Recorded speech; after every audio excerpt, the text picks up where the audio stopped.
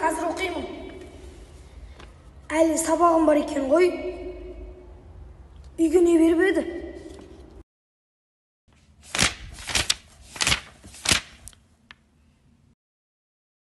Ұйқым да келіп тұр.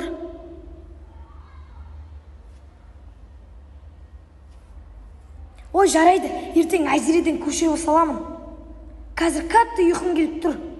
Одан да ұйықтап алайыншы.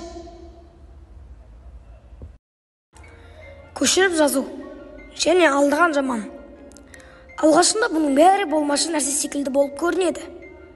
Мен саған бұл әрекеттердің несімен жаман екенін көрсетейін. Бүгін шпаргалка, ертең оны тағы да қолданасың. Алдау арқылы әлемдік барлық нәрсеге қол жеткізуге болады деп ойлайтын боласың. Бірақ есіңде болсын, өмірдегі барлық нәрсе үшін жауап беру керек.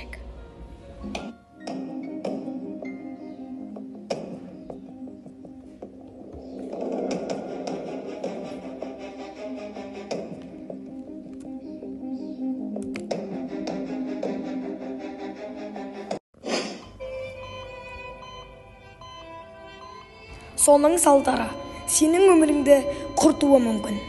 Енді сен адал болудың қаншалықты маңызды екенін түсіндің деп ойлаймын.